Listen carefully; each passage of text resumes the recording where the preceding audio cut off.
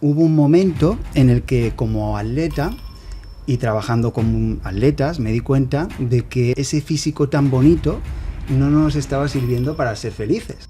El hecho de que me veáis a mí, no os dejéis llevar de, bueno, pero si esta no se ha masculinizado, pues ¿por qué me tiene que pasar a mí? O sea, no, te va a pasar. Algún cambio vas a tener.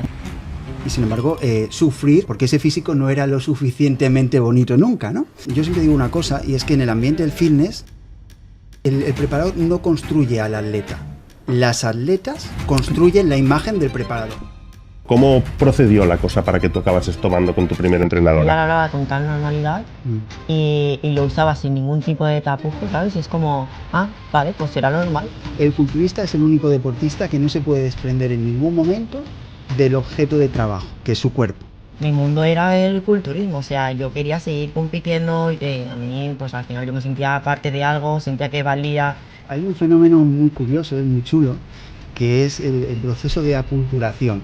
Cómo alguien entra en la cultura del fitness, ¿sí? Porque es análogo, muy similar al que se da cuando alguien entra en una secta. Hay cambios a nivel de la frente y de la nariz, estructura facial, ¿vale? Huesos de la cara. Si eso cambia, es frecuente que esa mujer esté masculinizada. Que haya alopecia, el pelo cada vez más corto y cada vez más ralo y cada vez más escaso. Que haya acné. Que haya aumento de vello en el resto del cuerpo, sí. Por eso me empecé a quedar afónica, no podía gritar, la gente del trabajo se daba cuenta y yo pues lo negaba. Muy buenas a todos. Hoy no me vais a tener en mi casa solo hablando con Petit a mi lado. Vamos a hacer un podcast que espero que sea de mucha ayuda. La motivación de hoy está clara. Vamos dirigidos a un público de personas que se están planteando competir, personas que ya están compitiendo y están en el grado de conciencia necesario para escucharnos. ¿Y qué os vamos a contar? Pues yo, como Alex Costa, endocrinólogo, con más de 12 años de experiencia y enfocado al tema del fitness, en la reducción de riesgos. Tania Torres, ex competidora, y Andrés Parra, profesional del entrenamiento y también estudiando el grado de psicología. Vamos a ser los tres quien vamos a estar haciendo este podcast y que esperamos que os ayude mucho. Entonces, empecemos por las presentaciones. Tania. Bueno, yo soy Tania Torres y soy ex competidora de culturismo, en concreto la categoría de wellness. Y hace muy poquito decidí empezar a hablar sobre la química en mujeres, sobre lo malo que es la competición, sobre todo para las mujeres, y todo lo que eso conlleva, y darle voz a todo este mundillo. Uh-huh. Yo soy Andrés Parra. Bueno, yo tengo una vertiente como deportista o como atleta y otra a nivel profesional, que están muy vinculadas, ¿no? Yo empecé a entrenar y empecé en el ámbito del culturismo a los 17 años. Y bueno, pues ha habido una determinada evolución desde la que he ido cambiando mi perspectiva, que ha transcurrido de manera paralela a la formación profesional. Yo empecé pues estudiando magisterio de educación física, después estudié ciencias de la actividad física y el deporte. Hubo un momento en el que como atleta y trabajando con atletas me di cuenta de que ese físico tan bonito no nos estaba sirviendo para ser felices, ¿no? La paradoja de tener un gran físico y sin embargo sufrir porque ese físico no era lo suficientemente bonito nunca, ¿no? Y en ese momento me empecé a dar cuenta de que había una serie de trastornos en el ambiente del fitness con carácter endémico, particularmente que son en los que yo más me he especializado: el trastorno de comportamiento alimentario y el trastorno de dismorfia corporal. Entonces fui enfocando mi formación profesional hacia este ámbito. Estudié un posgrado, un máster universitario en nutrición clínica, hice un trabajo de investigación sobre dismorfia y trastorno de comportamiento alimentario en el deporte, muy vinculado al fitness. Después estudié un posgrado de trastornos del comportamiento alimentario específico y ahora estoy cursando el grado de psicología. Y ya hace unos 10-12 años que estoy dentro del ambiente del fitness muy enfocado al trastorno alimentario y a la dismorfia corporal, y ahora últimamente me estoy abriendo más a otros trastornos que también son muy prevalentes en el ambiente del fitness. De hecho, has escrito un par de libros, ¿no? Sí, he escrito un libro que se llama Más allá del cuerpo, trastornos del comportamiento alimentario en el fitness, y bueno, uno reciente también sobre el ego y la conciencia, que sería de hecho, yo creo, anterior, ¿no? O habría que leerlo anterior ¿El orden de lectura? al otro, sí, porque en este se trata de la base de la personalidad y es muy importante entender cuál es la base de personalidad que luego desarrolla trastorno de comportamiento alimentario y otro tipo de trastornos también. Es muy interesante todo esto que nos cuentas. Además, somos 3 personas que los 3 hemos competido, los 3 tenemos la perspectiva de antes de competir, de durante la competición y de después de la competición. Uno desde la vertiente más experiencial, el otro desde la vertiente más psicológica y el otro desde la vertiente médica. Y entre los 3 pues vamos a intentar ayudar a quien nos esté escuchando, ¿no? Este sería el objetivo. Entonces, vamos a canalizar esta entrevista. Yo voy a conducirla y voy a hacerle preguntas a Tania, pero vamos a ir interviniendo todos si tenemos algo que añadir y algo que pueda aportar al público que nos escuche. Entonces, la primera pregunta sería, ¿cómo accediste al tema del fitness? ¿Cómo llegaste? Buena pregunta. Pues conocí a una persona. O sea, a ver, yo antes empecé a entrenar. Espera, que me va a picar la garganta. No tienes que pensártelo tanto. Tienes que contárnoslo. Es que me ha picado. A ver. Vale. Bueno, yo conocí a una chica y esa chica empezó a ser mi preparadora. Esa chica llevaba pues otras dietas y demás. Y bueno, al final pues lo de siempre, ¿no? Te la acaban maquillando todo súper bien y demás. Yo era bastante jovencita, tendría unos 19 años o así. ¿Por qué ahora tienes? Ahora tengo 26. Y claro, yo no entendía el tema, no... yo era como, vale, sí, ¿no? Al final confías ciegamente porque no entiendes de nada, quien entiende es esa persona, se supone. Y nada, pues me empezó a llevar ella a lo que es la alimentación y demás, y poco a poco pues fue introduciéndome pues un poco al mundo del fitness.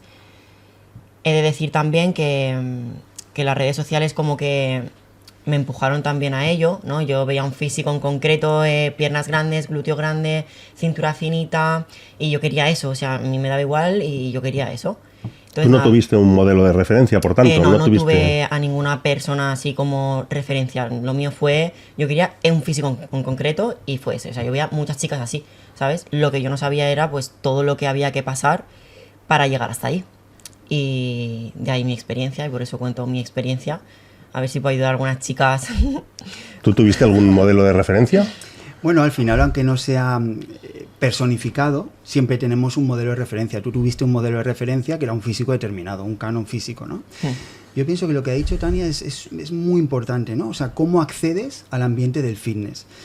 Hay un fenómeno muy curioso, es muy chulo, que es el proceso de aculturación. Cómo alguien entra en la cultura del fitness, ¿no? Es muy importante entender cómo se da este proceso, porque es análogo, muy similar al que se da cuando alguien entra en una secta.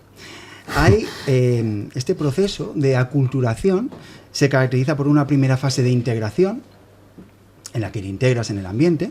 Luego hay una fase de asimilación, en la que empiezas a asimilar contenidos, creencias, ideas, conductas del ambiente. Luego hay una fase de separación, que cursa con la separación de tu ambiente típico. Y luego, finalmente, hay una fase de marginalización, en la que quedas muy reducida a ese nuevo ámbito. Y eso quiere decir que te identificas de lleno con tu nuevo ámbito. A tal grado llega el comportamiento sectario, a menudo, que cuando tú expones, Alex, por ejemplo, como médico, o yo desde el ámbito de la psicología, determinadas conductas, hay personas que llegan a tomarlo como un ataque personal, o sea, como un ataque a la comunidad, que interpretan como un ataque a esa identidad con la que ellos se han identificado. Podríamos decir que se han fusionado, en este caso con el culturismo, y si atacas al culturismo, ellos mismos se sienten atacados, ¿no? Estás atacando a su identidad, al endogrupo. Eso pasa en muchas cosas, ¿no? El artista que se fusiona tanto con su arte que si atacas a su arte se siente él ofendido, ¿no? Sí. Y eso pasa en muchas cosas. Lo que pasa es que en el culturismo sucede algo, un hecho diferencial respecto al resto de deportes.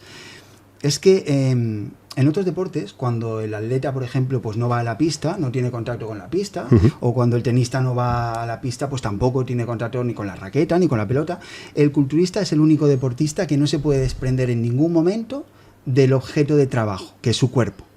Entonces, es muy difícil que pueda disociar su rol de atleta de su rol como persona, ¿no? Y quedan fusionados los dos. Claro. Además, ¿tú tuviste algún modelo de referencia? Ella ha dicho que no, que fue en las redes sociales, que fue un canon físico.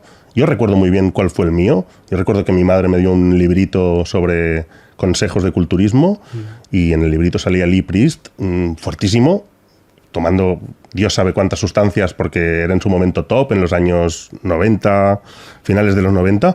Y claro, yo me leí ese librito que daba consejos nutricionales y asocié que entrenar y comer me harían lograr el físico de Lee Priest, cosa que, claro, que el 99% de los humanos no podemos lograr ni tomando toda la farmacia entera durante toda tu vida. Entonces, mi modelo fue ese, tan erróneo como ese y tan sesgado como ese, pero ¿tú tuviste alguno? A mí siempre me encantaron los físicos culturistas. Yo cuando entré al primer gimnasio donde empecé a entrenar, o sea, a diferencia de lo que suelen decir muchos chicos o chicas, ¿no? Yo no quiero ese físico cuando ven un póster de un culturista. Yo dije, yo quiero ese físico. O sea, a mí me encantó. A mí me pasó lo mismo. Es algo emocional. Es súper importante entender que es algo emocional. Porque tenemos que entender que en el momento que existe implicación emocional, la razón se dispone en favor de la emoción. Quiere decir que la razón salta por la ventana o que dispones la razón en favor de esa emoción que te guía en adelante. Eso es cierto. Yo he leído que contra más emocional estás, tu nivel intelectual disminuye, de hecho. Bueno, lo que sucede es, en neurociencia se llama el secuestro amigdalino. O sea, nuestra razón, nuestro procesamiento de razón está a cargo del córtex prefrontal y en la amígdala se procesan las emociones. Entonces, cuando hay mucha implicación emocional, la amígdala secuestra de alguna manera la función del córtex prefrontal. Es una manera elegantísima de decir que nos volvemos estúpidos cuando la emoción nos domina, ¿no? Entonces, hay una pregunta muy importante que querría que Tania nos conteste, que es ¿bajo qué criterios escogiste a tu preparador? Porque esta es buena. ¿Hubieron criterios? Realmente, criterios importantes, no. O sea, ¿Qué te motivó a empezar con esa preparadora? A ver, la primera, pues al final lo de siempre, ¿no? Los resultados pues, de otras personas y demás. Pero realmente el segundo, que ya fue cuando, o sea, el con el que ya empecé realmente la preparación, la comunicación que tenía con él, la conexión, que parecía que nos entendíamos y los resultados pues, al final, pues como siempre, ¿no? Que ves en otros atletas y demás, que solo ves pues muy pocos, pero que al final son los que más te sirven, ¿no? Como para acceder a que te lleve, pero... Claro, pero eso, si lo trasladamos a otros ámbitos, es muy absurdo. Y suele ser como ella lo cuenta. De hecho, quiero que quede muy claro que lo que estamos contando hoy es el ejemplo de Tania. Pero creo que los tres de esta mesa sabemos que tu ejemplo es extrapolable al 99% de las mujeres. Totalmente. ¿No? Entonces, se supone que cuando le das el poder a una persona sobre tu salud física, mental y relacional con el resto del mundo, te tienes que basar en criterios de conocimiento, de experiencia, de saber, de buen hacer. Y aquí nos hemos basado por criterios meramente emocionales, que hemos dicho que son muy cuestionables con secuestro amigdalino y disminuyendo el coeficiente intelectual, ¿no? Que es cómo nos sentimos por esa persona y ejemplos que nos han dado, que creo que Andrés nos contará muy bien, el sesgo que existe ahí. Sí, a ver, en el ambiente del fitness y culturismo, esto es súper importante entenderlo, hay una serie de sesgos y falacias, sesgos cognitivos y falacias, que en definitiva son errores en el procesamiento de información que condicionan una percepción y una interpretación de la realidad determinada. ¿Qué sucede en el ambiente del fitness y culturismo? Que está plagado de sesgos cognitivos y falacias. Bueno, pues que desde esos sesgos cognitivos y esas falacias se percibe una realidad determinada del ambiente del fitness, completamente patológica, pero que se ha normalizado. Entonces, hay muchísimos sesgos aplicados a muchísimos aspectos del fitness, ¿no? Pero, por ejemplo, en relación al preparador que tú tenías, por ejemplo, da igual cuál sea el preparador, no es importante porque al final es un estereotipo, o sea, todos funcionan igual. Esto es muy importante, eso quiero remarcarlo, eso chicas, es muy importante. porque me harto de escuchar en consulta y cuando hablas con chicas que todas te dicen lo mismo, te dicen, no, es que mi preparador me cuida mucho, no es que mi preparador va con dosis muy pequeñas, no es que él me protege, es que con él utilizamos lo mínimo, es que él tiene un gran conocimiento y una gran experiencia. No, todos saben lo mismo, que es muy poco a nivel fisiológico, muchísimo menos a nivel psicológico. Poquísimo. Y a nivel médico, Es que ya no os digo, al ¿vale? final- Es horrendo, ¿no? Al final lo que intentan es llegar, o sea, llegar contigo a tal confianza que haces, o sea, creáis un vínculo, ¿no? Al final. Y eso después como que te ata en ese sentido. Y todas creéis que el vuestro es diferente al resto. Claro, pero todos son iguales. O sea, Por todos son ejemplo, iguales. Algo que comentábamos en relación a la emoción, la elección del preparador es totalmente emocional. O sea, no hay aspectos racionales. Se basa en... Yo siempre digo una cosa, y es que en el ambiente del fitness, el preparador no construye al atleta. Las atletas construyen la imagen del preparador. Buenísimo. O sea, Buenísimo. eso es muy importante. Buenísimo. Hay distintos sesgos, pero hay un sesgo que se llama de atribución fundamental y es a través de un rasgo concreto del preparador o un aspecto parcial, yo construyo una imagen idealizada de ese preparador, ¿no? Por ejemplo, pues lleva a una atleta concreta que está muy bien y yo pienso que ese preparador es muy bueno, cuando en realidad estoy desconsiderando todo un contexto que puede explicar por qué esa atleta está muy bien. Por ejemplo, pues que lleva mucho tiempo usando química, que tiene una genética muy buena, que ya venía construida de otro preparador, 1000 cosas, ¿no?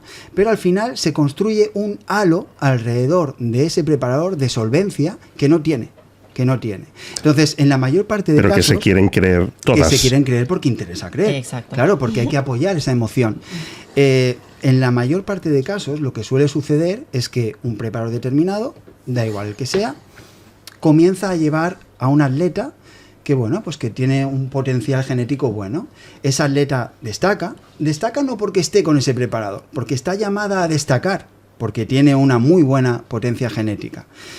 Y esa atleta actúa a modo llamada y empiezan a llegar muchas atletas. De entre esas muchas, vuelve a haber alguna que tiene una buena genética. Y cuando llegan muchas, tienes más porcentajes de probabilidades de que lleguen más que están bien, ¿no? Entonces, al final, ese preparador va teniendo buenas atletas que van construyendo su imagen. Y siempre ha sido así. Entonces, hay algunos preparadores de referencia muy conocidos en el ámbito del fitness, a los que se atribuye pues quizá una mano especial o tal, y en la práctica lo que vemos, pues las personas que trabajamos con muchas chicas que vienen rebotadas de distintos preparadores, es que todos funcionan exactamente igual. O sea, no hacen nada diferente. Sin embargo, han construido una imagen que les hace poder recabar, ¿no? Tener más atletas. Pero debo remarcar, y esto ya es desde el punto de vista médico, que estamos diciendo que tienen resultados sin conocimiento. ¿Cómo puede ser eso? Pues porque tener resultados en el mundo del culturismo no es complicado. Si tienes un atleta con genética adecuada, que sigue una nutrición más o menos bien hecha y un entreno más o menos decente y estructurado, da igual cuál, porque no hay métodos mágicos. ¿De acuerdo? También nos van a intentar decir que hay nutriciones especiales mágicas, que hay suplementos mágicos y que hay entrenos mágicos. No los hay. Hay genéticas privilegiadas que responden de una manera exagerada a los químicos y a todos los hábitos que hemos dicho. Pero ahí no hay un secreto oculto que tenga un preparador. Y eso es muy importante conocer, que no hay esa fórmula mágica, ¿vale? Donde sí hay la fórmula mágica es para reducir los riesgos en ese entorno, ¿vale? No para lograr el físico que deseáis, sino para intentar lograr el mejor físico posible, previniendo la salud. Ahí sí, y a nivel psicológico también. De hecho, hay algo muy importante a señalar y es que aquí se confunde, antes lo comentábamos fuera de cámaras, se confunde el resultado, ¿no? Con simplemente la consecución de un físico o un resultado atlético. El resultado es, he conseguido este físico, ¿a qué coste? Porque tú ves desde fuera un físico, vale, está muy bien. Lo que tú no sabes es cómo está por dentro a nivel fisiológico, cómo está a nivel psicológico y qué ha implicado llegar a ese nivel. Y tampoco sabes cómo estaría ese mismo físico haciendo las cosas de otra manera, porque quizá estaría mejor. O sea, cuando alguien ve a un atleta que está bien, a menudo ve a un atleta que está bien porque tiene una muy buena genética. Es muy difícil inferir que ese atleta que está bien podría estar mejor. Y a menudo es así si hubiera hecho las cosas de otra manera. Y eso se reflejaría, cuando decimos mejor, no solo a nivel físico, claro. sino a nivel de salud, que no se ve visualmente, se ve con análisis, se ve con pruebas, se ve con este tipo de cosas. Y a nivel mujeres, y quiero remarcar esto y quiero hacer una pregunta directa para Andrés, el tema masculinización. Hemos dicho que el entrenador lo construye en sus atletas, no se construye él solo, ¿no? Hay un atleta inicial con una buena genética que, dado un proceso de nutrición, entreno, descanso y química, llevas a encumbrar, y cuando lo has encumbrado, vienen más. Pero si para ti, para ella y para mí es tan evidente que esas atletas se masculinizan, y es evidente, porque se ve, ¿vale? Podemos intentar decir que no, pero todos lo vemos. ¿Cómo es que atletas que claramente se masculinizan sirven como un efecto llamada para el resto de chicas? Yo creo que se ha normalizado. O sea, incluso nosotros, que somos muy sensibles a la realidad del sector y a la masculinización, a veces a Tania le he pasado yo alguna imagen de alguna chica y ella me ha dicho, esta chica está masculinizada, y es una masculinización tremenda, y es muy sensible. Es complicado verlo, o sea, cuando estás tan acostumbrado a verlo ya de tantos años, ¿no? Sí. Porque hay una normalización. Claro, sí, pero total. Pero estaría bien que aquí, antes de seguir, hiciésemos un apunte. ¿Dónde se puede ver la masculinización en una mujer, no? Porque a lo mejor nos estáis viendo y no sabéis de qué estamos hablando, ¿no? Pues en una mujer se puede ver. Lo primero que tenéis que mirar son los mentones. Si los mentones tienen como las bolsas llenas de pipas o de cacahuetes, si tienen la mandíbula muy ancha, es muy probable que esa chica se esté masculinizando. También hay cambios a nivel de la frente y de la nariz. Estructura facial, ¿vale? Huesos de la cara. Si eso cambia, es frecuente que esa mujer esté masculinizada. Que haya alopecia, el pelo cada vez más corto y cada vez más ralo y cada vez más escaso. Que haya acné. Que haya aumento de vello en el resto del cuerpo, sí. Ganas vello en el cuerpo, pero lo pierdes en la cabeza. Sí, es un desastre, pero es así. Hay cambios que no podréis ver, como por ejemplo el crecimiento del clítoris. Eso solo lo veréis en la intimidad de esa mujer, ¿vale? Cambios en la voz. Y tenemos que remarcar que, así como la alopecia y el hirsutismo pueden ser reversibles, los otros son irreversibles y no vuelven para atrás. Entonces, proseguimos la pregunta, ¿no? Hemos dicho, si todos estos cambios se ven desde fuera, y esa atleta encumbrada, y a mí me está viniendo a la cabeza una, no diré el nombre, pero que dices, hostia, es que es muy evidente, sí, ha mejorado mucho físicamente, pero su entrenador la ha masculinizado mucho, pero le ha servido para que vengan muchas más. ¿Por qué? Tú date cuenta, Alex, que todos los síntomas que tú has referido, una persona externa al ambiente del fitness no los necesita. Automáticamente percibe que esa chica está masculinizada. O sea, tú tienes que referirlos ¿para quién? Para las atletas de fitness. Pero a una persona externa al ambiente no tienes que explicarle nada. Automáticamente a esa chica la ve masculinizada. No hace falta, o sea, tal cual. Es evidente. Tal cual. Entonces hay una normalización porque, bueno, primero el cambio es gradual. La chica no amanece de repente masculinizada, ¿no? Es un proceso. Y luego hay un ambiente alrededor que refuerza lo positivo, pero es muy difícil que el preparador o el marido o las amigas le digan, oye, se te están poniendo unas facciones muy masculinas. No se lo dicen, primero, porque hay un sesgo y no lo perciben como lo percibe una persona externa al ambiente del fitness. Y segundo, porque si en algún grado lo perciben, creen que es innecesario decirlo porque esa chica pues ya lo sabrá y lo habrá aceptado, incluso como coste. Pero quiero hacer un inciso aquí. Si realmente somos buenos amigos, velamos por el bienestar de nuestros amigos. Y lo que tenemos que hacer es alarmarles de eso. No hacer él ya lo verá. Porque hemos dicho que es un proceso gradual del cual nos damos mucha más cuenta los de fuera que los de dentro, ¿no? Y tú lo has dicho muy bien, es un proceso gradual, no se ve. O sea, el crecimiento de los huesos de la cara cuesta de ver. Tienes que ver fotos de un año para atrás y a lo mejor en ese año ya han crecido y has hecho 3 ciclos. ¿Entiendes? Entonces, así... ¿Qué signos os pueden orientar, chicas, a saber que ya os estáis masculinizando? Y lo que voy a decir es muy grave, pero es que es así. Si ya os está saliendo acné y ya os está saliendo vello, ya os estáis masculinizando. Porque son signos de masculinización rápidos de ver. Lo demás no lo vais a ver rápido, pero está sucediendo, en mayor o menor grado. Habrá chicas que les va a crecer muy poco la mandíbula y tienen mucha suerte, podéis tirar los dados y a ver si no sois vosotras. habrá chicas que no les crecerá el clítoris y habrá que les crecerá un montón. Entonces es súper bueno tener eso presente. Yo puedo contar cómo fue cuando empezó a cambiar la voz. O sea, ¿Qué notaste lo primero? Porque así me las chicas que nos empecé a quedar escuchen, afónica. todas decís eso. Todas. Me empecé a quedar afónica y no podía gritar. Y gallos. Sí. Y en el trabajo me decían, Tania, te está cambiando la voz. Y yo, no, es que estoy malita. Claro, yo sabía por qué era. Pero fijaos que es que me daba exactamente igual. Y aún así tu voz está bien. Pero A podría ver, haber sido mucho. Yo he tenido suerte, pero bueno, lo mío ha pasado también, ¿sabes? Pero sí, yo fue así. Me empecé a quedar afónica, no podía gritar, la gente del trabajo se daba cuenta y yo pues lo negaba. O sea, yo lo único que... Negación. Claro, exacto. Es lo único que... Ahí entra Andrés. Eso es súper importante porque, a ver, es muy importante entender que desde la conciencia de lo perjudicial, por ejemplo, de utilizar química, pues se genera un malestar emocional. Vale. ¿Cómo se reduce ese malestar emocional que genera pues el hecho de utilizar química y ser consciente de que es malo? Aquí es importante entender algo. Debe haber un equilibrio entre lo que pensamos, lo que sentimos y lo que hacemos, nuestra conducta. Cuando hay un desequilibrio, se genera malestar emocional y necesitamos reducir ese malestar emocional. ¿Cómo se puede hacer? Cambiando el pensamiento. Por ejemplo, alguien sabe que para ponerse grande o para llegar a un nivel competitivo tiene que utilizar química, pero al mismo tiempo sabe que utilizar química es malo. Bien, la conducta que necesita es utilizar química. Yo puedo cambiar el pensamiento y elaborar un discurso que razone el uso de química, ¿no? O puedo cambiar la conducta.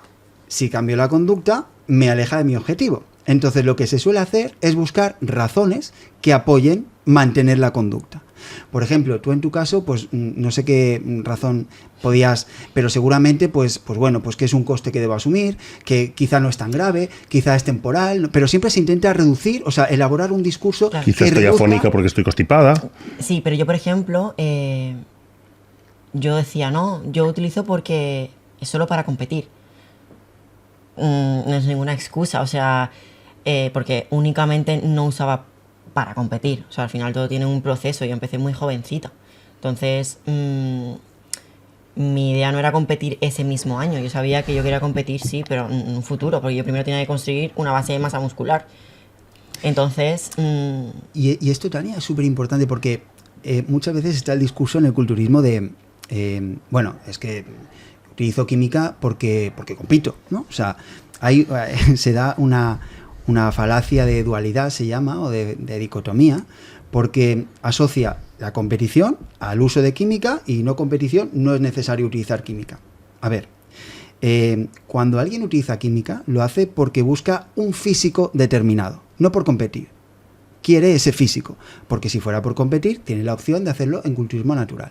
Entonces, esto es otro sesgo en el que se apoya a la gente que compite, ¿no? Para defender, pues, que usa química. Yo empecé así.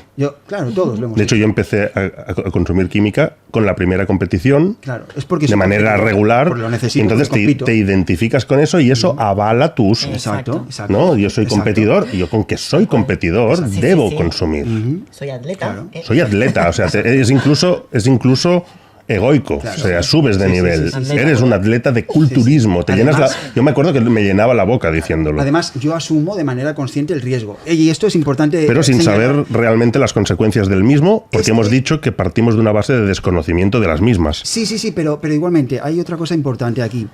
Cuando un atleta asume el riesgo, está asumiendo el riesgo en abstracto. No ha sucedido nada todavía. Cuando sucede algo realmente, ahí el discurso cambia. Y normalmente, a no ser que haya un estado... Como el fumador que tiene un infarto. Exacto. Y decide dejar de fumar, exacto. ¿no? Pocos son los que después de tener infarto siguen fumando. Cierto puede ser. O sea, puede existir un grado de enajenación, de delirio, de dependencia, tal que después de tener un susto, el atleta siga utilizando química. Pero es diferente pensar que tienes un problema en abstracto a tener y padecer ese problema de verdad.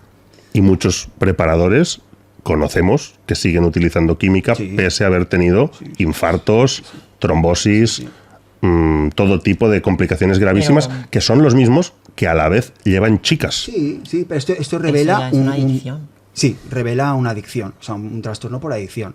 Incluso al punto de que, bueno, hace poco me llegó un atleta wellness muy fuerte, que ya es que hay muchos casos de este tipo. Claro, a mí a veces Sí, es una constante. Claro, a mí a veces la gente me dice, es que tú estás sesgado porque ves la parte mala. Bueno, la parte que tú no ves, que a ti no te llega. Pero es que esa parte es la normalidad. Claro. O sea, en las redes ves, luego podemos hablar de qué significan las redes un poco, pero en las redes ves la punta del iceberg, pero no ves todo lo que hay debajo. Yo creo que menos. Claro, entonces a mí me llegó hace poco un caso muy revelador, que era un atleta que con 28 años, wellness, muy fuerte, muy desarrollada, ya había tenido un infarto. Bueno, ella me contactó para empezar a trabajar conmigo, de repente desapareció, y al cabo de un tiempo... Yo conocí hace poco una que había tenido una trombosis venosa. Es muy común. Al cabo de un tiempo me contactó... Joven también, ¿eh? Sí. 20 y pico. Sí, es muy común. Me contactó pasando un tiempo y había desaparecido, y me dijo que lo sentía, pero que no estaba preparada para dejar la química y desprenderse de ese físico, a pesar de haber tenido un infarto. Pues esto es bastante común. Esto lo vamos a enlazar con un tema importante aquí, y estamos diciendo que la química conlleva un problema de base, ¿no? Pero tú fuiste a buscar algún tipo de evaluación psicológica o médica antes de empezar con la química. No. ¿O te lo propuso tu entrenador o quien fuese que te llevase? No. Psicológica ninguna y médica tampoco. O sea, sí es cierto que igual lo típico, ¿no? Bueno, dame el último análisis que tengas y ya está. Aunque sea de hace 6 meses, 7. Y ahí como médico debo decir, ¿qué hace un preparador que no es médico pidiendo un análisis si, 1, no sabe qué se tiene que pedir, 2, no sabe cómo interpretarlo, 3, no sabe cómo intervenir y en caso de saberlo tampoco te puede recetar nada, y 5, y ahí voy directo a ti, ¿cómo haces tú fiándote de alguien que sabes de esas 4 cosas? Porque al final un preparador, si pilla a una persona que es bastante joven, que además se deja influenciar fácilmente tanto por las redes sociales como por su entorno y demás, es muy fácil que con un mínimo de confianza que le des y le hagas formar parte de algo, que caiga en sus redes, o sea, de decir, vale, me fío de ti. Es muy fácil. Entonces, por ese eso, entrenador que es distinto al resto, que vela por ti, que utilizaréis dosis muy pequeñas y muy seguras y que mentira. Contigo vas al mínimo. Exacto, es todo mentira. Lo único es eso, que al final hay personas que, una de dos, no quieren aceptarlo y otras pues que son muy jóvenes y todavía no han madurado lo suficiente como para darse cuenta. Yo a día de hoy, con 26 años, me paro a pensar en todo lo que he hecho desde los 19 y digo, has tenido mucha suerte. O sea, mucha suerte. Entonces mi mensaje es ese, ¿no? Que estoy aquí para intentar hacer conciencia sobre todo a las mujeres a que, por favor, que no se metan en el culturismo y que se meten, que sea de manera natural y que no utilicen ningún tipo de fármaco ni nada y ni que confíe en preparadores que no tienen ningún tipo de formación ni saben lo que hacen. Simplemente, pues es lo que siempre digo, ¿no? Que son conejillos de indias que van probando contigo, luego prueban con otra y así sucesivamente hasta que llega una que tiene una buena genética, como ha dicho antes Andrés, y ya está, y ahí es cuando van todas. Es peor que eso, porque normalmente encima ellos mismos les venden la química, con lo cual hay un lucro Además, económico, les cobran por llevarles, les llenan las cabezas de mentiras y de todo ello sin una base de ningún tipo. O sea que es a mí peor. la vendía también, claro. Es peor aún, ¿vale? O sea, es peor, ¿vale? ¿Crees que hubiese sido necesario esa evaluación médica, psicológica antes de empezar? ¿O sencillamente recomendarías no empezar? ¿O cómo lo enfocarías? Creo que es necesario. En mi caso, yo, por ejemplo, no venía con ningún tipo de TCA, pero si es en otras mujeres, considero que sí que es necesario. Porque si yo fuese un preparador o una preparadora y yo veo que viene una chica con un TCA, no la cojo. Debo remarcar que en el entorno del fitness, y hay estudios en esto, a nivel psiquiátrico, se sabe que hay una relación con el TCA y elevadísima con el consumo de sustancias. O sea, las personas que toman ciclos es muy probable que aparte tomen sustancias de otro tipo a nivel recreativo y que tengan problemas a nivel psiquiátrico, ya sea de depresión, de ansiedad y de trastorno de conducta alimentaria, que Andrés lo conocerá mucho mejor que nosotros. Pero si a eso le sumas que el competir implica usar química, cosa que ya es seria de por sí, ¿no? Porque estás diciendo que es un deporte que se sustenta, que todo su solidez, lograr ese físico, pasa por allí. Sin eso no existiría ese deporte, ¿no?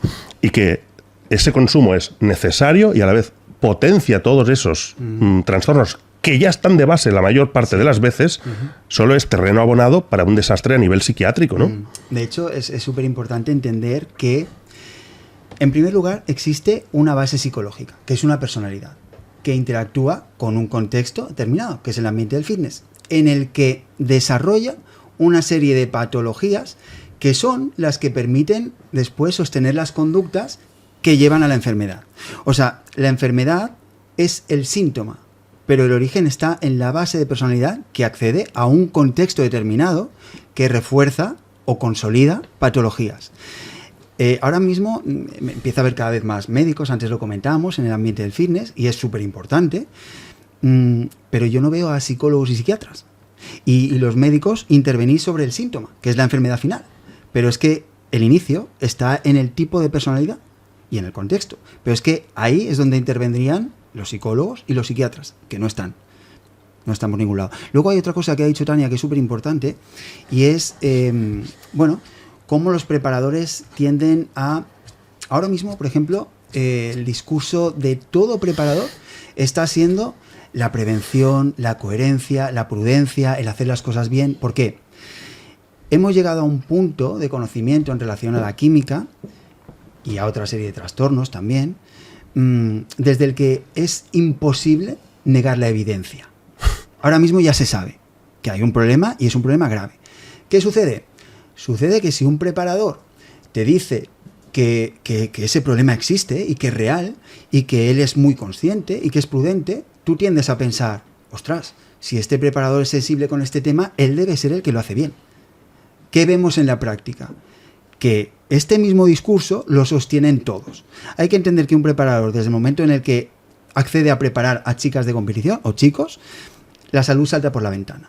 La salud no es el objetivo. Entonces ya está entrando en ese juego. Y luego lo que vemos, los profesionales que trabajamos con muchas chicas y chicos que han estado con estos preparadores, es que en la práctica las preparaciones son exactamente iguales. De aquel que dice que es muy prudente como que el que no lo dice. O sea, es igual, exactamente igual, no cambia nada. Además, debo remarcar aquí un tema muy importante, ¿vale? A nivel médico, las mujeres tienen en torno 10-20 veces menos testosterona que los hombres, ¿de acuerdo? Entonces, ¿por qué empiezo por esta afirmación, no? Pues, que parezca poco no significa que sea poco, ¿vale? Que tu entrenador te dé una pastillita al día parece poco, pero no es poco. De hecho, podemos hacer cálculos. Si tomas una pastilla de oxandrolona al día, son 70 miligramos a la semana. Suponiendo que la oxandrolona masculinice 10 veces menos que la testosterona, tendríamos una dosis equivalente de testosterona de 7 miligramos semana. ¿Cuánta testosterona fabrica una mujer a través de sus glándulas suprarrenales y sus ovarios? Pues en torno a 1,5, 2, 3 maximísimo. Entonces, tenemos que una pastilla de ox al día es una dosis, pues calculad, ¿no? Entre unas 4 veces y media, 8 veces más, ¿no? De lo que... No, entre... Esto córtalo, ¿vale? Hemos dicho 7 versus entre 1,5 y 3. ¿Qué ponemos? Una media de 2, pues 3 veces y media. Vale.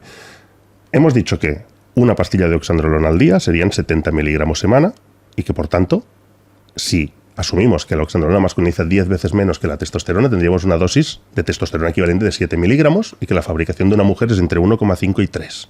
Pongamos que haces 2, ¿no? Pues 2 versus 7, estamos masculinizando 3,5 veces más a esa chica. Eso con una pastilla. Que a ti te ha dicho tu preparador que es muy poco y que es muy seguro. 3,5 veces más. Ahora vámonos a la competidora que toma un Primobolan y 2 oxandrolonas al día. Eso es una dosis acumulada. Tened en cuenta que el Primobolan tiene éster, tiene el enantato, por tanto vienen en 100 miligramos las ampollitas. Entonces el 30% lo pierdes con el éster, son 70 miligramos, 70 por aquí a la semana. Y 140 por el otro lado, tenemos 210. 210, le quitamos 10 veces la masculinización, 21. Si te decimos que teníamos 2 versus 21, estamos masculinizándonos unas 10 veces más con un ciclo de competición. ¿Os sigue pareciendo poco esa pastilla de Oxa? No es poco, lo parece. Y con eso juegan con vosotras. Os hacen creer que con que ves una sola pastilla es poco. Pero es que esa dosis es de hombre. ¿A ti, Tania, te lo han explicado así alguna vez? A mí no. ¿Sabes por qué? Porque si te lo explican así no lo haces. O sea, el Y preparador... 2, porque no lo saben. Además. Y porque no lo Además. saben. Y porque no lo saben. Además. Pero Exacto. me han explicado así que Pero, exactamente. O sea, la referencia que le va a dar un preparador siempre es comparativa, pero no comparativa con la dosis fisiológica, o sea, con la cantidad fisiológica que produce su cuerpo, sino con lo que hace otra chica que hace más, para que ella perciba que lo que va a hacer es algo, bueno, asumible y asequible. Siempre.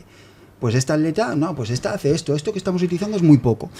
Es una manera de reducir el malestar emocional que te generaría enfrentarte a la realidad. ¿Cuál es la realidad? Que estás incorporando, pues estás haciendo prácticamente un cambio de género. O sea, esa es la realidad. Claro, pero es lo típico que dicen todos los preparadores. No, yo te pongo un súper poquito tal y a lo mejor... Y hay, a ver, sí que es cierto que hay barbaridades. O sea, hay barbaridades. Pero es lo típico que es la frase típica. No, yo te pongo poquito, no sé qué, porque así lo notarás. Y lo parece.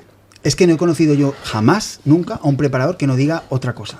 Que no diga que no, yo lo hago con cuidado y yo pongo poco. Es que, ¿qué te va a decir? O todos lo hacen con cuidado o todos Lo mienten, que está ¿no? intentando es convencerte para que le compres a él, que te lleve él, y que si tú obtienes algún rédito a nivel... algún mérito a nivel competitivo se lo lleve él, ya que es quien te ha preparado. Por tanto, ¿le interesa tu salud? No le interesa tu salud.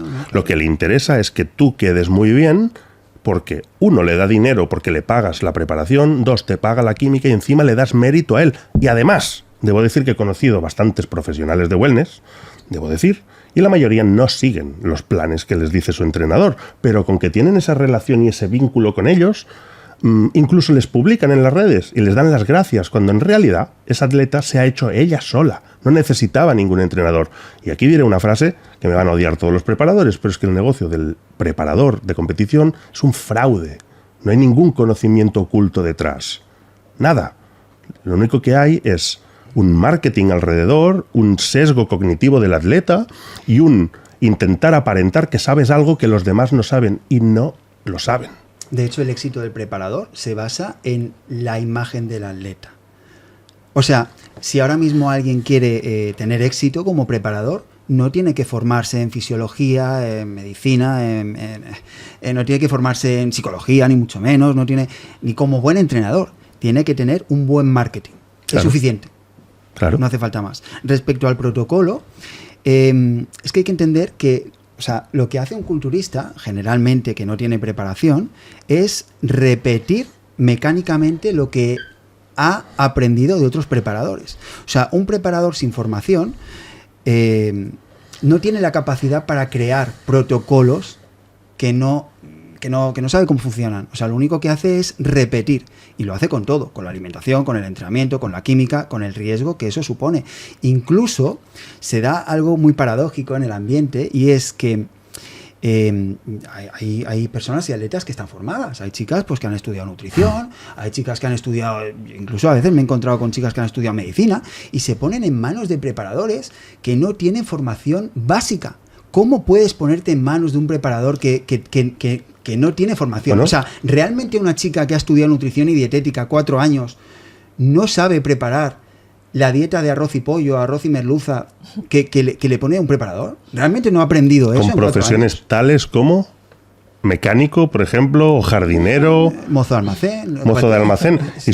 Es su profesión. Estáis poniendo la salud en manos de un mozo de almacén. Claro. Pero dicho así, suena aberrante. También tremendo, digo que... Es tremendo. En otra profesión es increíble. Imagínate que vas a que médico, te, un cirujano... que te construya la casa un mozo de almacén. ¿Un mozo de almacén? Pues esto es más importante que tu casa, es tu salud. Pero es que también nos dejamos engañar. O sea, yo en su día me dejaba engañar. Yo sabía lo que estaba bien y lo que estaba mal. Y es como... Es que te dejas engañar. O sea, de hecho, ¿qué argumentos utilizó tu primera entrenadora para incitarte o cómo... ¿Qué te dijo? ¿O cómo procedió la cosa para que tú acabases tomando con tu primera entrenadora? Ella lo hablaba con tal normalidad y lo usaba sin ningún tipo de tapujo, ¿sabes? Y es como, vale, pues será normal. Venga, ¿Y ella vale. tenía algún efecto adverso que tú pudieses ver y que te alarmase? Pues fíjate, a día de hoy te los puedo decir, pero en ese entonces yo no te lo hubiera sabido decir porque obviamente no tenía ni idea de todo eso. Claro, entonces saberlos es clave, porque te vas a fijar antes de empezar. Exacto. Y si tú ya ves una entrenadora que parece un hombre, que tiene la cara llena de granos y que tiene el pelo como una rata, pues dirás, hostia, me está intentando llevar esta persona. La cara no la tenía demasiado. Sí que es verdad que estaba llena de acné, Y bueno, pues sí que es cierto que estaba fuerte, pero fuerte, no fuerte de un físico que tú digas, Dios, qué bonito. Estaba pasadísima, pero bueno, en ese entonces, o sea, tú no sabes si es por el uso de fármacos o por qué.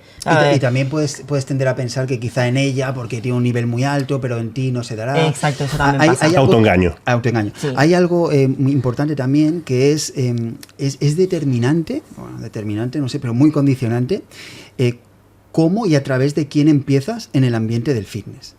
O sea, hay un sesgo que se llama sesgo de primacía que indica que estamos muy predispuestos a confirmar en adelante la primera información que recibimos en relación a algo. Entonces, claro, depende con qué tipo de preparador empieces y lo que te transmita, pues ya estás muy condicionado a en adelante intentar reforzar ese pensamiento y esas conductas, esos sentimientos que tú empiezas a incorporar.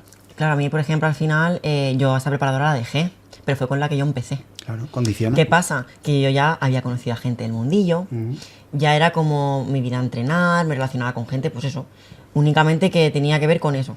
¿Y qué pasa? Que te metes tanto ahí que es que no puedes ver tu vida fuera del culturismo, claro, ni de entrenar, ni de química, porque te acostumbras a ver... ¿Qué fase era eso de las que nos has contado? Bueno, aquí entran en juego, no sé si te refieres a esto, pero aquí... Al principio hemos hablado de las fases con las sectas y sí, ¿qué fase sería esa ya? Esta empieza a ser la fase de asimilación, pero ya también cierta separación, porque empiezas a separarte de tu grupo habitual y empiezas a identificarte con tu nuevo endogrupo, ¿no?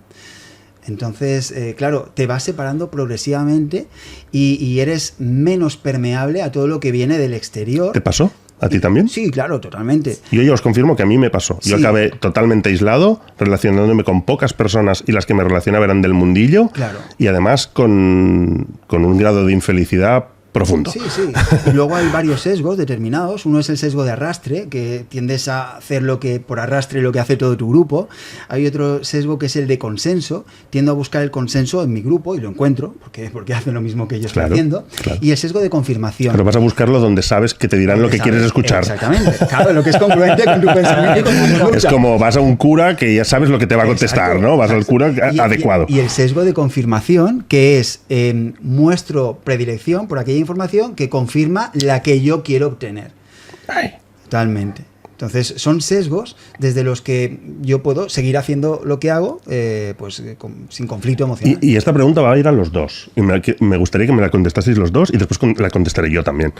¿Aprendisteis algo nuevo respecto a nutrición o a entreno que no pudieseis saber, no sé, mirando o con vuestra propia experiencia de algún preparador que hayáis tenido? ¿Qué va? A ver, así no. O sea, yo estudié por mi cuenta, pero eso es otra cosa, pero no hacen nada distinto. O sea, al final te bajan un montón de calorías, te ponen merluza, un poquito de verdura, tal, no sé qué. O sea, los cambios obviamente lo vas a ver porque te dejan sin comer. Entonces, obviamente vas a bajar. Sí, cosa que como endocrino te debo decir que no es la manera adecuada de hacerlo. Claro, obviamente, y más una mujer, o sea, a mí se me caía el pelo que, mira, me quedé calva de milagro, pero entre luego eczemas, estado anímico, o sea, es que son muchísimas cosas. La menstruación, si a eso le sumas que llevas química... ¿Y a nivel entreno? ¿Te enseñó algún método mágico con el que tú progresases? Porque además los entrenamientos que me pautaba era para todo el equipo y yo pues hacía lo que yo conocía, o sea, lo que me venía bien. ¿Te entrenabas tú? Sí, correcto, sí. O sea, que le pagabas a alguien para entrenarte tú misma. Correcto. Bien. Y además yo he visto, y hemos dicho antes, que he conocido hasta profesionales que hacen la química que ellas quieren y el entreno que a ellas les parece bien y la nutrición se la adaptan a ellas. Sí, por tanto, ¿dónde está el trabajo del preparador ahí? Claro, pero es que el poner la cara al lado tuyo con la copa, ¿no? Sí, pero por ejemplo, en mi caso hubo un momento en la preparación que yo tuve que tocarme la nutrición. Porque mi físico no estaba avanzando. O sea, tú no me puedes tener a cero hidratos. Eso lo he escuchado unas 1000 veces. Claro, y yo solo cuento en mi vídeo que es como... si no llega a ser porque yo empecé a retocarme la nutrición y obviamente el entreno, yo no hubiera mejorado físicamente y demás. O sea... Yo el otro día quedé con una amiga y ella iba a competir en muy breve, ¿vale? Y me enseñó la carga de hidratos que le había puesto su preparador. Eso no tenía ningún sentido. Lo suelen llamar carga y suele ser meter algo de hidratos de carbono, que cargar nada. Eso daría para un podcast entero, Sí. hablar, y creo que lo voy a hacer, sobre los mitos en el culturismo y por qué no tienen ningún sentido médico, y justificarlo, para que veáis que no me lo saco de la manga, ¿no? Pero la chica me enseñaba su carga y tened en cuenta una cosa. Una carga de hidratos de carbono significa que tus reservas de glucógeno muscular están vacías y tienes que rellenarlas con glucógeno y con agua, ¿no? Para ello necesitas sal, necesitas agua y necesitas hidratos. Y para saber la cantidad de hidratos es tan fácil como poner, es que directamente en Google, es que hay fórmulas. Es que no llegamos ni a eso. Es que hay fórmulas para calcularlo. La chica me enseñó una carga de hidratos que no había hidrato. Y dices, cualquier persona con un mínimo conocimiento sabía que lo que le había puesto era un churro. Yo le dije, mira, no quiero darte ahora unos consejos que te van a desestabilizar, pero mira, no sigas esto porque no tiene ningún sentido. Pon sal, porque sin sal no cargas. Pon agua, porque sin agua no cargas. Medicina básica, ¿eh? Y pon hidratos de carbono, calcúlalo con una fórmula, y le salían como 5 veces más de los que le había puesto. Lo hizo y le fue muy bien. La verdad es que el físico que sacó era muy bueno. Pero es que esto es un pequeño ejemplo de las 1000 y una cosas que se hacen mal. Pero no olvidemos la pregunta. Hemos dicho, ¿tú aprendiste algo a nivel entreno o nutrición? Yo estuve en manos de preparadores hasta... O sea, rápidamente dejé de buscar preparado porque me di cuenta de que no sé, quizá hasta los 25, 20, más o menos, por ahí. Me di cuenta que no me aportaban nada, ¿no? No sabía nada más que yo no supiese, al revés. O sea, yo sentía que tenía que adaptarme a cosas que no tenían ningún sentido, ¿no? Esa es la sensación. Hubo un tiempo durante el cual quise buscar algún preparador que hiciese las cosas bien. Y recuerdo que jamás encontré un preparador que hiciese las cosas como yo creía que debían hacerlas. Ahora he de decir que ahora han empezado pues muchos profesionales, ¿no? Se ha profesionalizado más el ambiente del fitness, y he de decir que he visto algún preparador que empieza a hacer las cosas bien y normalmente vienen de culturismo natural. Bien a nivel... A nivel de nutrición, de entrenamiento, hay una coherencia, hay una secuenciación, una periodización, hay una lógica. Sí, entrenan más hay en una base, lógica. Luego, una base científica. Hay una base científica. Claro, pero fíjate que estamos hablando de culturismo natural, entonces ya estamos en un entorno distinto y suelen ser gente que ha estudiado INEF, gente que ha estudiado nutrición, gente que está como tecnificada dentro de esto y tiene un aval, ¿no? Claro, sí. Sin embargo, cuando no había esta profesionalización en el ámbito del fitness, me acuerdo, hace 20 años yo pensaba, bueno, pues cuando se profesionalice y cuando accedan buenos profesionales, bueno, se empezará a trabajar bien. La realidad no ha sido esa. La realidad es que han entrado profesionales que perpetúan el modelo del preparador porque han aprendido de ellos y sí, paradójicamente siguen haciendo lo mismo que hacen esos preparadores. Entonces, en el culturismo natural sí que he visto algún preparador que hace las cosas diferente y me ha gustado. O sea, le veo cierta lógica. Seguramente están obligados a hacerlo y a aprender porque al no tener el sustento de la química no les queda otra. Hacerlo mejor. No les queda otra. No les queda otra. Exacto. ¿No? Es así. Sí. Muy bien. En mi caso, yo tuve 2 preparadores. Uno, primero fue, no tengo miedo de decirlo porque voy a hablar bien de él, Xavi Veral, que no se dedica a eso a día de hoy y que tenía un enfoque para nada proquímica. De hecho, no quería que tomase. ¿Vale? Y de él sí aprendí la visión científica de todo esto, que hay estudios que se pueden consultar, que hay datos científicos que se pueden consultar. Estudié sobre John Meadows, Charles Poliquin, leí libros y aprendí mucho, la verdad que sí. Después tuve otro, cuyo nombre no voy a nombrar, que era el ejemplo de todo esto, que no tenía absolutamente ni idea, que no me cuadraba nada de lo que decía, que ahí no había conocimiento ninguno y que yo como médico que ya era y que me había puesto en sus manos, cayendo en ese sesgo, pude ver en cuestión de minutos que esa carga que me había hecho era para una persona que pesaría como 40 kilos menos que yo y que lo que me decía no tenía base científica. Incluso afirmó que los receptores hormonales no existían, aún endocrino. Cosa que es bastante chocante, ¿no? Como mínimo. Entonces, creo que la experiencia es la misma en todos, ¿no? Sí, se repite. Sí. Es un constante. Una pregunta que quizá les interesa a las chicas es ¿cuánto es lo máximo que tomaste? Ya hemos hecho una comparativa antes de cuánto puede masculinizar y en tu caso, ¿cuánto fue más o menos? Lo habitual eran 20 al día. ¿De? De Oxa. Y hemos dicho que eso puede masculinizar entre unos 5, 8 veces más aproximadamente. Tú has tenido suerte dentro de lo que cabe, Sí. ¿no? Di la edad, Tania, ¿a qué edad empezaste a utilizar? Empecé a los 19. Vale, yo quiero apuntar aquí que yo he 19, recibido, o sea, yo he tenido a chicas que venían con química desde los 16 años pautada por sus preparadores. Chicas con 16 y con 18 años, no pocas. Sí, yo el límite ha sido 16. De hecho, aquí hay algo importante que antes hemos comentado respecto a la química. Hay otra falacia muy utilizada en el ambiente del culturismo, es que, trivializar el uso de química diciendo que la química, está en todos los deportes. A ver, hay aspectos muy diferenciales del uso de química respecto al uso de química en otros deportes, en el fitness.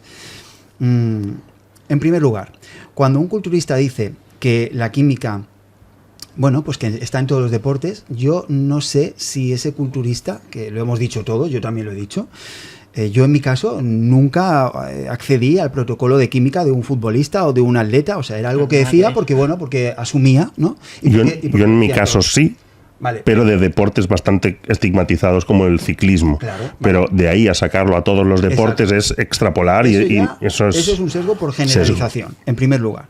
Después, el momento de inicio. Yo no he conocido ningún deporte en el que en un campeonato de barrio o local toda la línea de competidores vaya dopada. Eso jamás a lo he nivel visto. regional. Regional, sí. Regional, ¿eh? Eso en el culturismo es normal. Luego, respecto al uso o la cantidad, salvo algunos deportes concretos en los que puedo entender que las dosis son muy elevadas, seguramente, y es una inferencia, como por ejemplo el ciclismo, me cuesta pensar que existan muchos deportes u otros deportes en los que las dosis que se manejen sean las que se manejan en culturismo, porque las dosis que se manejan en culturismo sí las conozco. Y me cuesta mucho pensar que sea así. Y luego hay otro aspecto diferencial, que es el post-competición o el abandono de la carrera deportiva. Me cuesta mucho pensar también que un ciclista, incluso, que es un atleta que seguramente utiliza mucha química, cuando acaba su carrera como ciclista, continúe usando la química. Y eso en el culturismo es casi imposible. O sea, a lo sumo tienes a un atleta que cuando acaba su carrera deportiva concede en bajar la dosis. O en quedarse, por ejemplo, en terapia basal. Pero le es muy difícil independizarse de la química. ¿Por qué? Porque efectivamente lo que quiere el culturista no es la competición, es el físico asociado al uso de química. Claro, a mí lo que me pasó es que ya llegó el punto de que lo único que me motivaba para ir a entrenar era saber que estaba on, ¿sabes? O sea, me motivaba el pump que sentía, cómo me veía, tal, o sea, era lo único. Yo he tenido amigos que directamente, si no estaban utilizando química, no iban a entrenar. Es que es eso. Y es muy común. No es nada anecdótico. Ahí es donde realmente cuando decimos compito y por eso tomo química, es falso.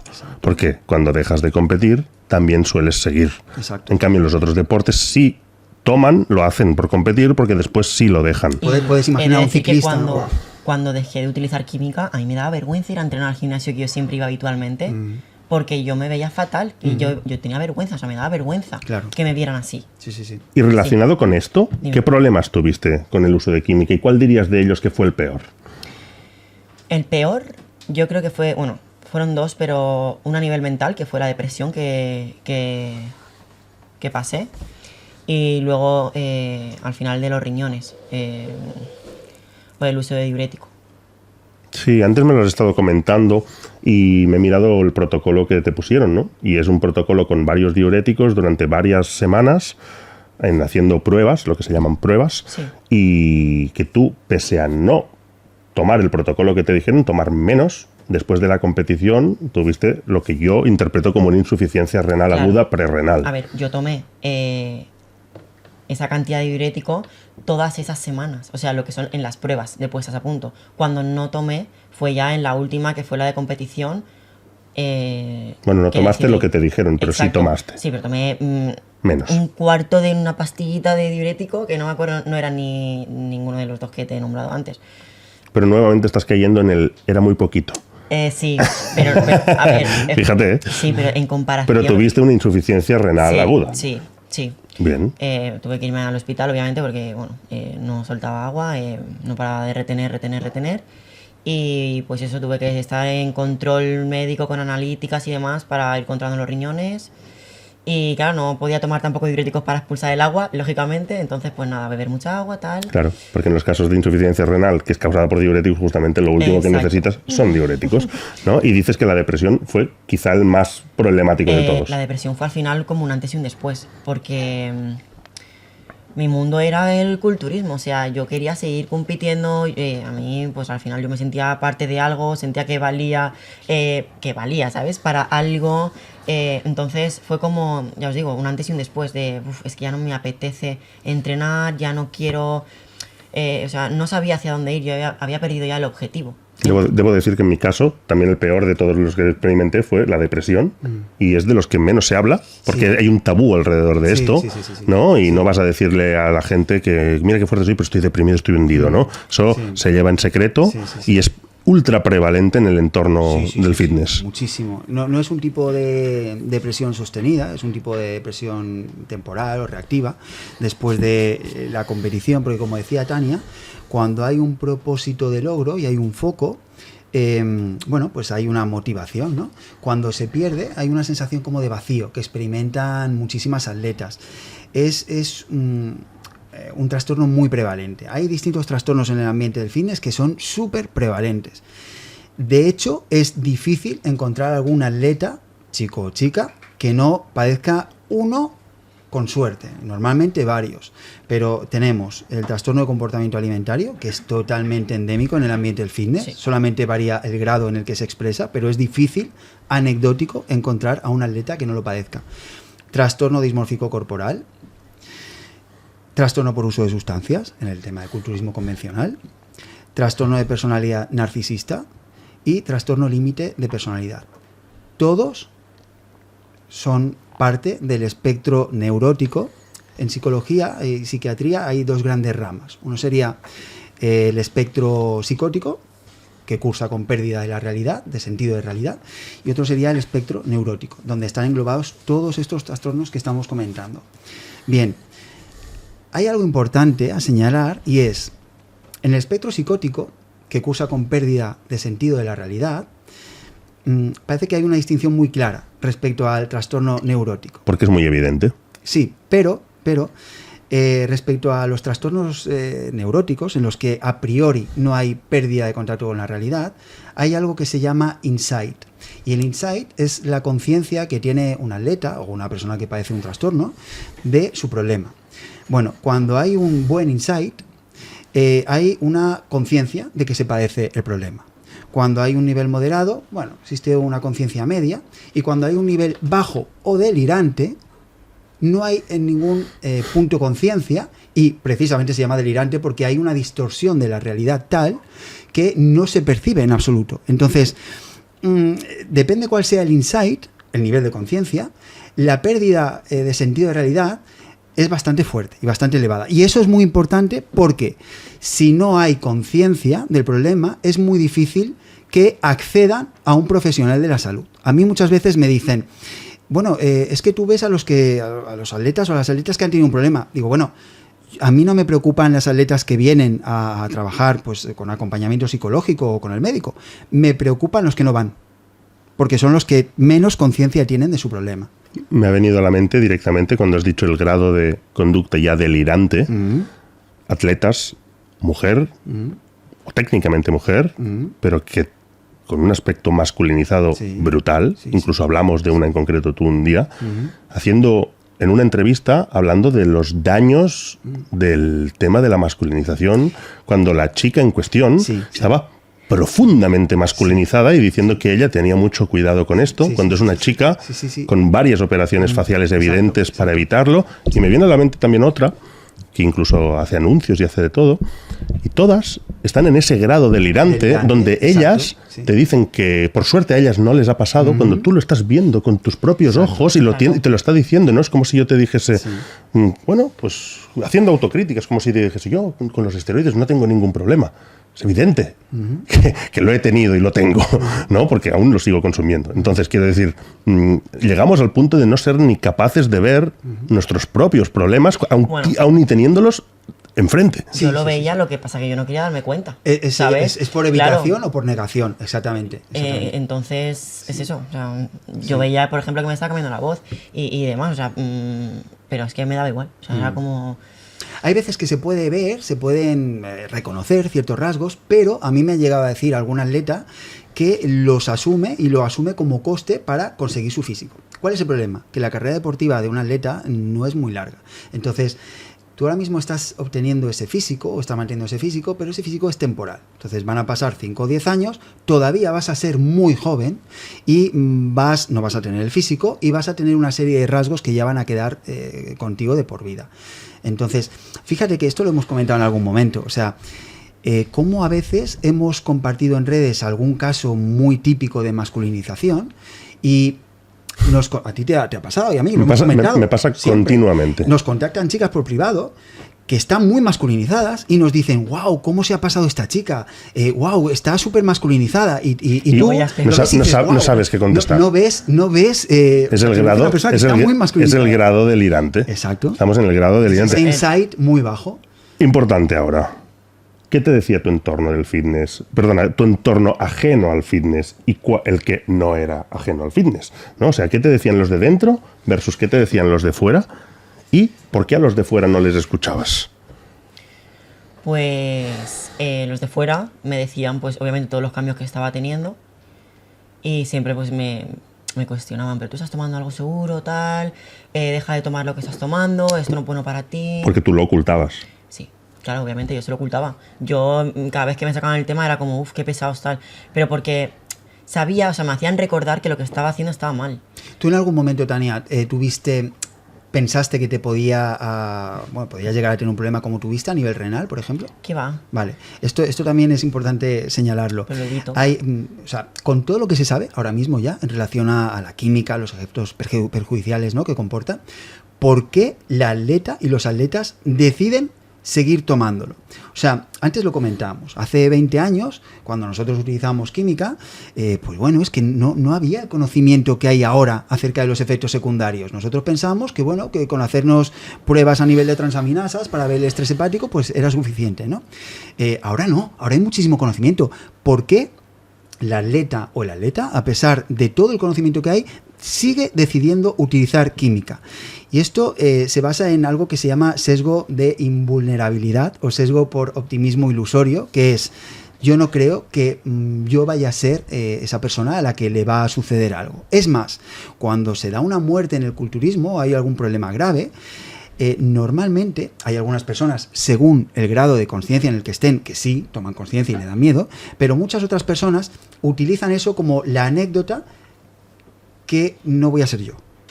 O sea, mi abuelo vivió hasta los 100 años y fumaba 2 paquetes al día, ¿no? Bueno, sí, pero en este caso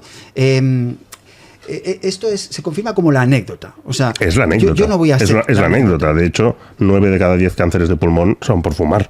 Claro, sí, pero sí. A ver, pero quiero decir que la prevalencia de problemas derivados de la química, por lo menos a corto plazo, no es tan elevada en relación a toda la química que se utiliza. Pero, claro, esto apoya a que uno pueda creer en ese sesgo de invulnerabilidad, ¿no? En esa... Sí, pero ya os digo que a mí es eso. Y yo intentaba evitar a la gente que me decía lo que estaba haciendo mal. Y luego la gente de dentro, no hablas con la gente de dentro si lo que estás haciendo está bien o está mal. Ya te sientes con esa gente bien y sientes y quieres creer que estás haciendo bien, porque todos están haciendo lo mismo que tú. Entonces... De hecho, Tania, perdona Alex, yo en mis redes hay veces que hay muchas chicas que, bueno, pues sienten cierta disonancia cognitiva, cierto malestar, llegan a mis redes y pese a que haya cosas que les puedan molestar, porque son cosas que normalmente el atleta quiere evitar reconocer, se quedan, ¿no? Y les gusta y te siguen porque aprenden. Pero hay muchas atletas que lo evitan y se van, no pueden mantenerse ahí. O sea, necesitan evitar y negar la realidad. Me pasa exactamente igual en mis redes. Tengo muchos desseguidos por eso. Claro. Justamente porque el mensaje que envío les ataca a su yo que han identificado con el culturismo y con ese consumo. A mí me dicen, no, pero es que tú estás hablando en base a tu experiencia, que has tenido una mala experiencia. No, es que es mi experiencia porque, o sea, veis solo mi experiencia porque hay pocas mujeres que hablan de su mala experiencia. Pero es que yo estoy siendo la voz de muchísimas mujeres que no están hablando. Claro. Y hemos dicho que tu caso no es un caso anecdótico, es la norma. Es la norma. Es Exacto. la norma. Y hay peores. Y encima, Y he tu tenido caso, suerte. bueno, tu caso encima no es muy acusado, porque la norma hubiese sido traer aquí una chica muy masculinizada facialmente. Pero no va a salir. Para que fuese el impacto. No se va a atrever. Pero la chica muy masculinizada facialmente no va a venir aquí a hacer de mono de feria, ¿vale? Porque se va a sentir así, ¿vale? Pero la norma no es Tania. La norma es una masculinización muchísimo más evidente. Claro, que el hecho de que a mí, o sea, de que yo haya tenido suerte, que fijaos que es que esto pasa mucho, veis a una chica que no se ha masculinizado, entre comillas, que parece que no, porque por detrás se hacen armonizaciones faciales, tal, y eso es como excusa como, bueno, esta no se ha masculinizado, parece femenina, tal cual, a mí no me va a pasar. O sea, que el hecho de que me veáis a mí, no os dejéis llevar de, bueno, pero si esta no se ha masculinizado, pues ¿por qué me tiene que pasar a mí? O sea, no, te va a pasar. Algún cambio vas a tener. Bueno, y que no todo se puede ver y no todo lo malo de Claro. esto se ve. Entonces, Aquí- ¿tardaste mucho en cuestionarte lo que hacías o fue inmediato? Siempre hay un momento que te lo cuestionas. Pero volvemos al mismo, lo niegas, no quieres darte cuenta. Pero de por sí yo no llegué a cuestionarme lo que estaba haciendo o cuestionarme dejar de competir y demás. O sea, yo creo que al final fue todo ligado, ¿no? El entrar en depresión ya me llevó a desmotivarme y a dejarlo. O sea, y ya de por sí, o sea, ya pues sí que empiezas a cuestionarte todo, pero después. O sea, yo hubiera seguido, si yo no hubiera entrado en depresión, yo hubiera seguido. O sea, yo me pido un volumen y utilizando sustancias. O sea, yo hubiera seguido, yo estaba preparándome el volumen para volver a competir. Yo le dejé en una fase exactamente igual que la suya. Después de competir, en un volumen y con más sustancias que nunca para volver a competir, ahí es cuando vi que eso no me llevaba a ningún lado. Hubo un clic ahí, ¿no? Hubo un clic. Sí, lo hay. Hubo un clic a nivel, porque yo ya vi muertes, vi un Alex, y recuerdo el día concreto, ir al gimnasio y ponerme a hacer tríceps, recuerdo perfectamente el día. Y yo iba con mi bloc de notas del móvil, mi nota del móvil, para seguir los pesos que había movido y tenía que hacer más. Y ese día, por lo que sea, no era capaz de hacer más. Tuviste un golpe de conciencia, ¿no? No era capaz de hacer más, o sea, no era capaz de sacar tantas repeticiones en extensión de tríceps como me tocaba.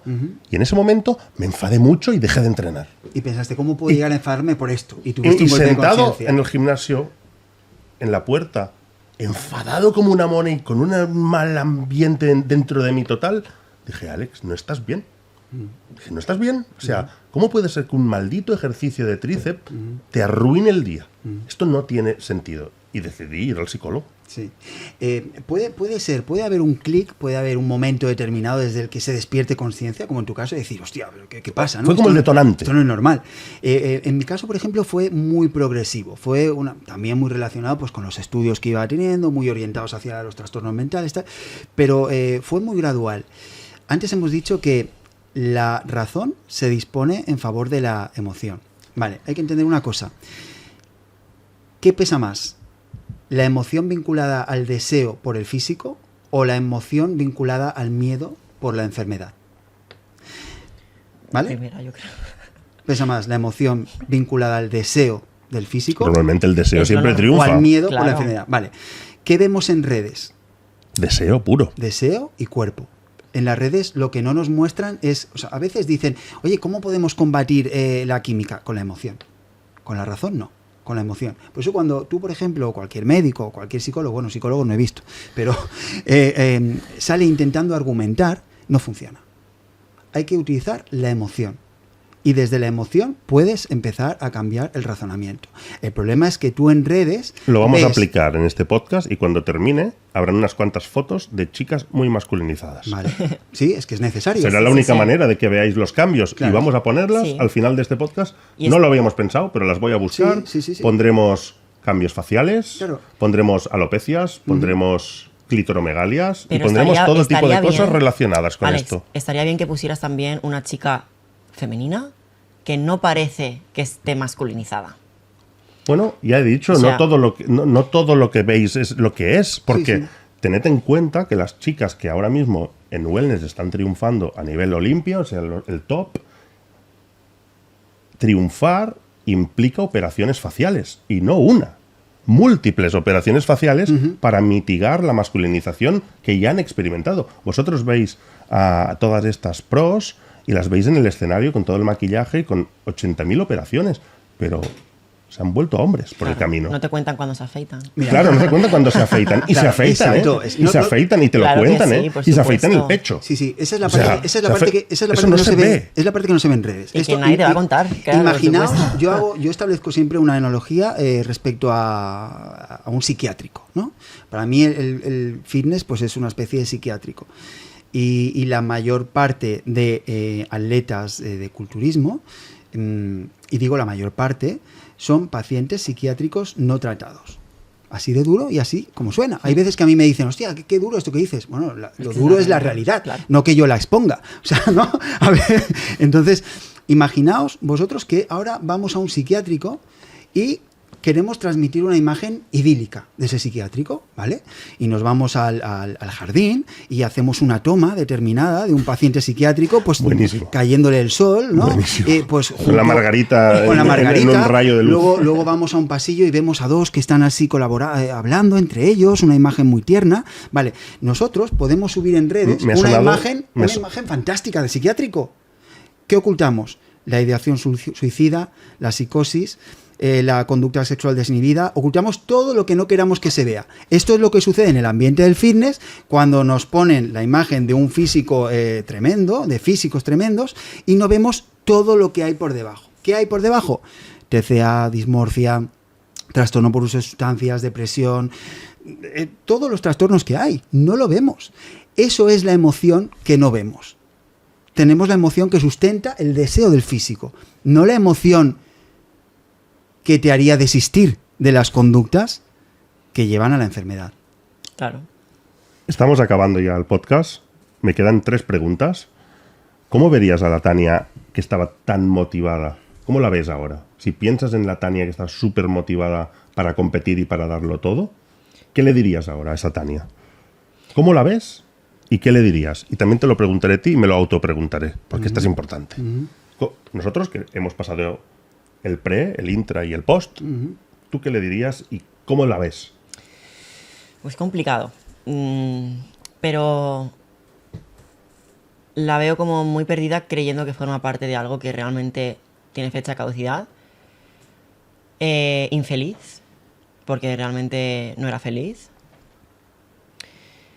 Y le diría que no hace falta llegar a tal extremo físico y tomar sustancias para darse a valer como persona. Porque al final somos más que un físico, somos más que un cuerpo y tenemos mucho más que aportar que un simple físico y que subirte a una tarima para una medalla y que te comparen con otros físicos como si tu esfuerzo no fuese importante. Y es que la verdad a mí me da pena, o sea, es como, me da pena. Pero es bueno que las chicas que nos escuchen sepan que esa Tania tan motivada ahora te da pena. Y que al final no tiene por qué buscar aprobación de los demás, porque al final lo que hacemos cada vez que subimos una foto a redes sociales, que estamos metidos en el mundo del culturismo enseñando tal culito, es buscar aprobación constante. O sea, y es así, es un bucle que entras y créeme, se puede salir, pero hace falta pues llegar a otro nivel de conciencia y mucho trabajo. Yo desaparecí de redes y de todo durante mucho tiempo porque lo necesitaba no ver nada del culturismo, nada de gimnasios, ni nada. Entonces, a día de hoy estoy muy contenta de la Tania actual y, bueno, he aprendido mucho también de todo aquello, al final. Hay algo que has dicho, o sea, siempre buscamos esa validación externa, ¿no? Y hay un punto en el que muchas personas dicen, no, yo lo hago por mí. Bueno, lo haces... Esto lo subió yo un reel hace poco, que se me tiraron al cuello. Sí, y dije, si lo haces por ti, hazlo en tu casa, en el espejo de tu casa. Sí. Si lo haces públicamente, realmente lo que quieres es... Sí, totalmente. Pero incluso si lo hiciese en el espejo de su casa, hemos aprendido a autoevaluarnos según cómo creemos que nos ve el otro. O sea, nadie construye una imagen idealizada de sí mismo pensando de manera exclusiva en él. Necesita la colaboración del otro.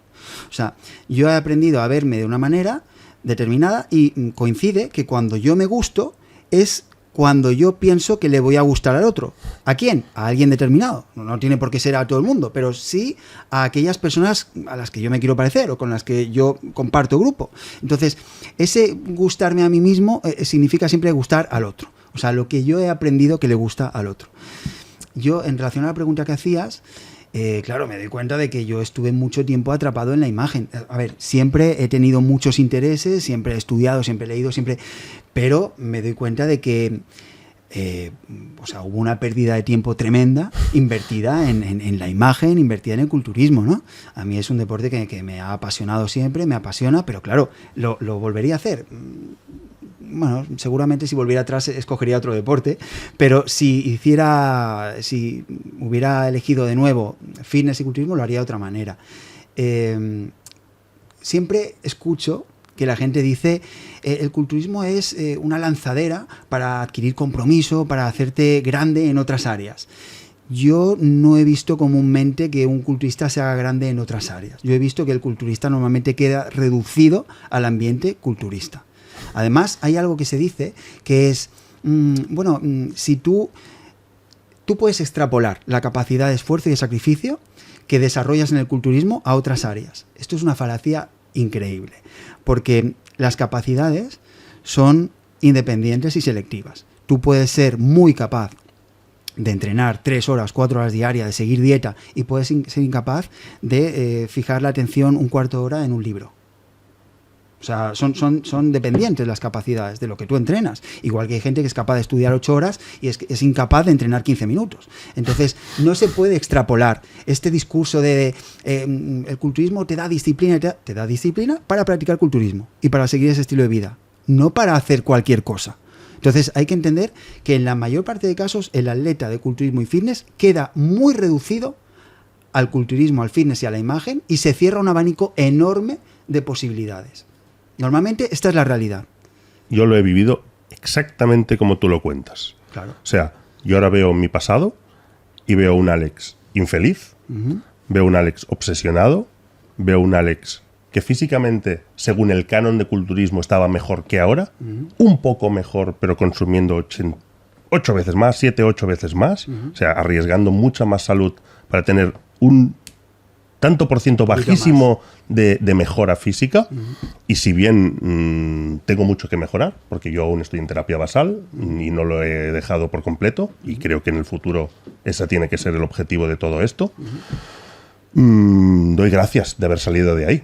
Y si bien yo no lo cambiaría, porque me ha hecho ser quien soy, realmente, y tengo que dar muchas gracias a este deporte, porque he aprendido muchas cosas, muchas veces malas, pero es que lo malo, lo hablábamos ayer, muchas veces es más bueno que lo bueno, porque es de lo que creces.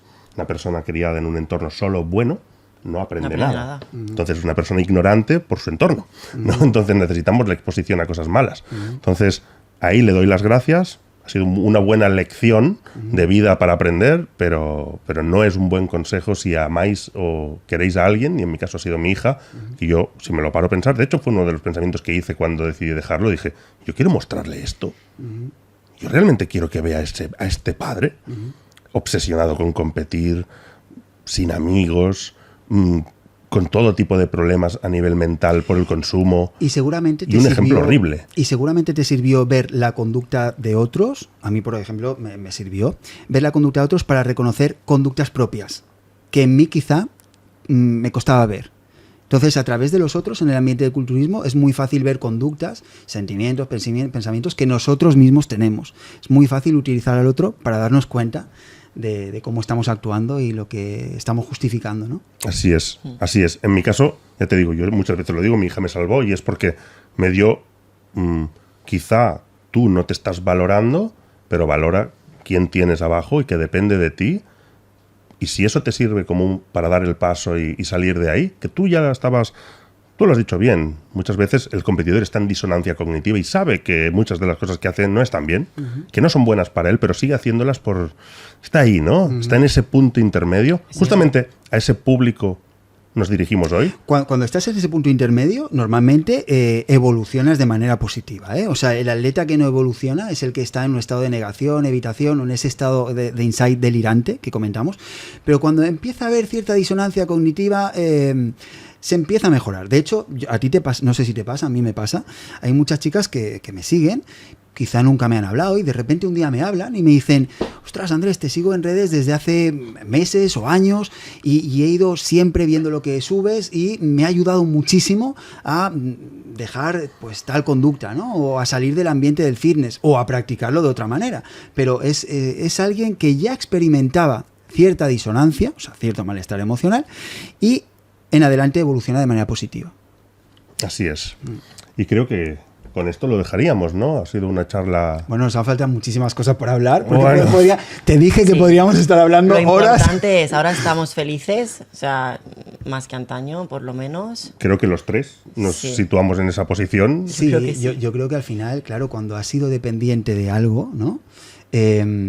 Hay algo que hemos estado comentando antes, que es el culturista no deja la química cuando quiere, que es lo que él piensa. Deja la química cuando puede. Entonces, ahí hay algo que yo te comentaba antes. Vale, ¿qué hacemos con todos esos culturistas que no pueden dejar la química? Yo prefiero que estén en manos de un endocrino a que estén en manos de un preparador de gimnasio de barrio. Mecánico. O de un mecánico o de un mozalmacén. Llámame loco, pero yo Sí. prefiero... Y este comentario va para todos los que probablemente diréis que Andrés y yo tenemos un mensaje contrario. Yo creo que el mensaje de Andrés y el mío es exactamente el mismo, que es el de coherencia y el de ayuda.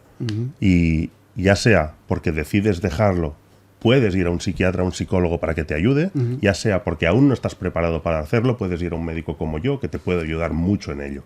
¿Cuántos preparadores se apoyan en ti para trabajar? Ninguno. Ninguno, a mí tampoco. Bueno, no ¿Sabes, ¿Sabes por qué no se apoyan en médicos o en psicólogos o en profesionales de la salud? Porque lo primero que haría el médico o el psicólogo es desaconsejar que continúe con ese preparador. Y va más Entonces- allá. Incluso va más allá, porque aunque le desaconsejes que compita y lo acepte, si te cuentan lo que sus preparadores les ponen, cómo lo ponen, Claro. cómo lo pautan y lo que hacen, no Claro. tiene ningún sentido. No. Y hablo de todos los preparadores. Sentiros ofendidos si queréis. Es así. No lo hago para ofenderos, lo hago porque hay un público mucho mayor que ese mensaje le va a ayudar. Y creo que...